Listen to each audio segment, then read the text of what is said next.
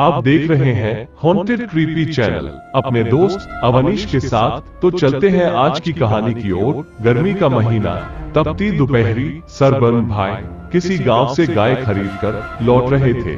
गाय हाल की ही ब्याई थी। तेज धूप के कारण गाय तथा उसके बछड़े का बुरा हाल था। बेचारी गाय करे भी तो क्या, रह रहकर अपने बछड़े को चाटकर अपना प्यार दर्शा रही थी।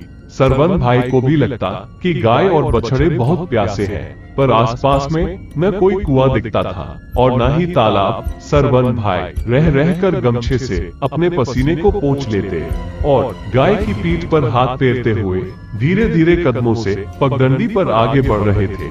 कुछ दूरी पर उन्हें एक बगीचा दिखाई दिया। उनके मन में आया कि इस बाग में चलते हैं, थोड़ा आराम भी कर लेंगे और शायद वहाँ कोई तालाब हो तो इन बेजुबानों को पानी भी मिल जाएगा। अब सरवन भाई अपने कदमों को थोड़ा तेज कर दिए और गाय बछड़े के साथ उस बगीचे की ओर बढ़ने लगे। बगीचा बहुत बड़ा था और उसमें तरह तरह के पेड़ों के साथ बहुत सारे बड़े छोटे घास फूस भी उगे हुए थे, पर गर्मी के कारण इन घास फूस का भी बहुत ही बुरा हाल था। कुछ सूख भी गए थे तथा कुछ सूखने के कगार पर थे। बाग में एकदम से सन्नाटा पसरा था। एक अजीब सी खामोशी, कहीं कोई आवाज भी नहीं थी। पर ज्यों ही सरवन भाई ने गाय बछड़े के साथ इस बगीचे में प्रवेश किया, गाय बछड़े तथा उनके पैरों के नीचे पेड़ से गिरे सूखे पत्तों के आते ही चरर मरर की एक भयानक आवाज शुरू हो गई। यह आवाज इतनी भयानक थी, सरवन भाई के साथ ही गाय और बछड़े भी थोड़ा सहम गए। सरवन भाई किनारे ही एक पेड़ के नीचे पहुंचकर रुकना उचित समझे। छांव में उन्हें और गाय बछड़े को थोड़ी राहत मिली, पर प्यास के कारण उनका बुरा हाल हो रहा था। वे इधर उधर नजर दौड़ाए पर कहीं पानी नजर नहीं आया। उन्होंने थोड़ी हिम्मत करके गाय बछड़े को वहीं छोड़कर पानी की तलाश में उस बाग के भीतर प्रवेश करने लगे। उन्हें लगा कि शायद इस बाग के भीतर कोई तालाब हो, वो भले सूख गया हो पर शायद थोड़ा भी पानी मिल जाए। सरवन भाई ने अब अपने सर पर बंधी पगड़ी को खोलकर गमछे को कमर में बांध लिया और मुस्तैदी से लाठी को हाथ में पकड़े बाग के अंदर प्रवेश करने लगे। बगीचा बहुत ही घना था। उस जलती दोपहरी में उस बाग में एक अजीब सा खौफनाक सन्नाटा पसरा था। बाग में काफी अंदर जाने पर सरवन भाई को एक तालाब दिखा। उसमें थोड़ा सा स्वच्छ पानी भी था, पर उस तालाब के किनारे का नजारा देखकर सरवन भाई के कदम ठिठक गए। अनायास ही उनके माथे से पसीने की बूंदें टप टप करने लगी। उनके कदम अब ना आगे बढ़ रहे थे और ना ही पीछे। उन्होंने जो देखा वो चकित कर देने वाला था। तालाब के किनारे कुछ भूत प्रेत हुल्लड़बाजी कर रहे थे, एक दूसरे के साथ नाच रहे थे और कभी कभी उछलकर पानी में भी गिर जाते थे और दूसरे भूत भूतनी को पानी में धकेल देते थे। वहीं पास के पेड़ों पर भी इधर उधर कुछ भूत प्रेत बैठे थे।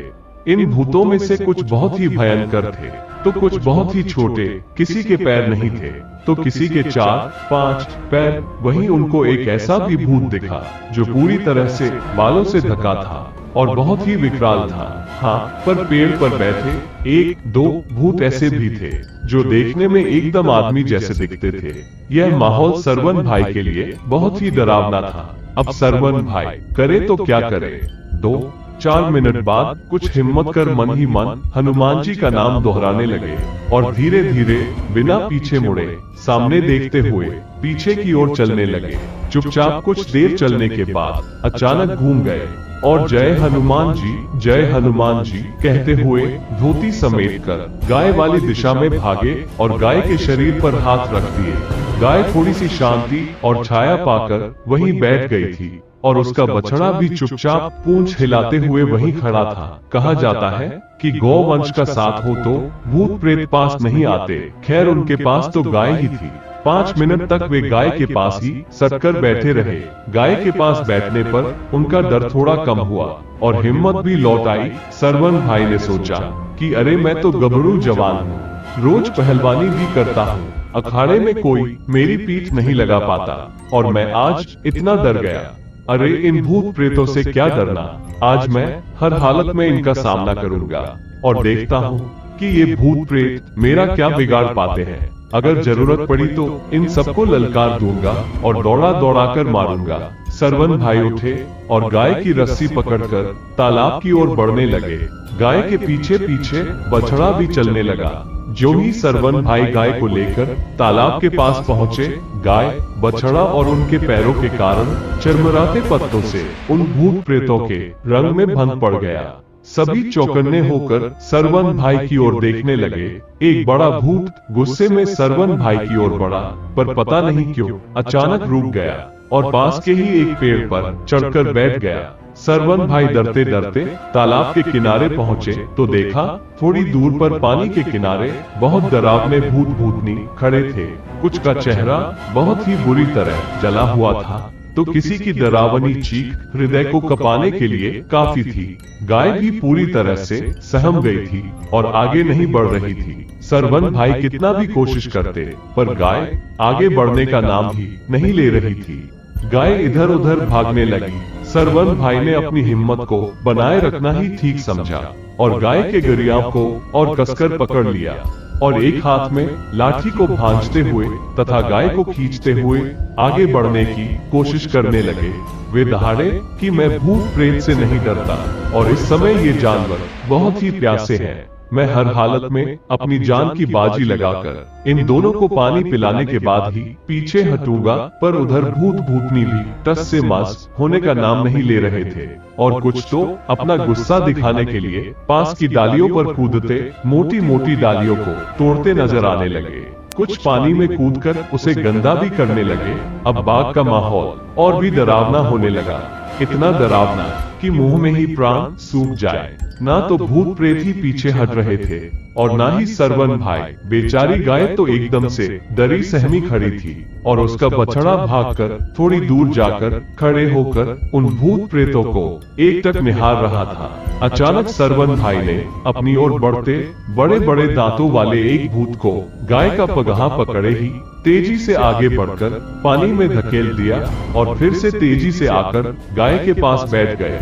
अब तो उन भूतों में से कुछ डरे सहमे नजर आने लगे और उनमें से कुछ भूत गायब भी हो गए। पर अभी 5-7 भूत भूतनी सरवन भाई का रास्ता रोके खड़े थे। अचानक बहुत ही तेज आंधी उठी और उस बगीचे में तूफान आ गया। आंधी में बहुत सारे पत्ते, सूखे खरपतवार उड़ते नजर आने लगे। पेड़ों की डालियां एक दूसरे से टकराने लगी और सरवन भाई के साथ वहां उपस्थित भूत प्रेत भी सहम गए। किसी को कुछ भी पता नहीं चल रहा था कि यह क्या हो रहा है। इसी तूफान के बीच वहां एक खूबसूरत स्त्री प्रकट हुई। उसे आते किसी ने भी नहीं देखा। उस मनमोहक स्त्री के चेहरे पर एक खूबसूरत मुस्कान थी। उस सुंदर औरत को देखते ही सारे भूत प्रेतों ने अपना सिर नीचे कर लिया। अचानक वो औरत मीठी आवाज में बोली कि किसी प्यासे को पानी पीने से रोकना अच्छी बात नहीं, क्योंकि हम लोग भी तो पहले इंसान ही थे। इतना कहते ही उस मासूम प्रेतनी का चेहरा गुमसुम हो गया। आंखों से आंसुओं की धार बहने लगी। सरवन भाई भी भावुक हो गए। गाय आगे बढ़कर उस तरुणी के पांवों को चाटने लगी। ऐसा लग रहा था कि गाय भी उस प्रेतनी के प्रति अपनी सहानुभूति दर्शा रही हो। उस नवयौवना प्रेतनी की बात सुनते ही सारे भूत तालाब से दूर हो गए और सरवन भाई ने अपनी गाय और बछड़े के साथ छककर पानी पिया। सरवन भाई मन ही मन उस तरुणी भूतनी का गुणगान करते हुए बगीचे से बाहर आने लगे। बाग से बाहर आने के बाद जब उन्होंने घूमकर पीछे देखा तो उस तरुणी भूतनी को बाग के बाहर एक पेड़ के नीचे खड़े पाया। वह प्रेतनी प्रेम भाव से उनको निहार रही थी। वह भी 2 मिनट खड़े रहकर उस प्रेतनी को देखते रहे और फिर मिलने की आस लिए गांव की ओर चल दिए। तो दोस्तों, ये कहानी आपको कैसी लगी कमेंट बॉक्स में कमेंट करके जरूर बताना। फिर मिलते हैं ऐसी ही किसी कहानी के साथ। तब तक के लिए good bye and take care.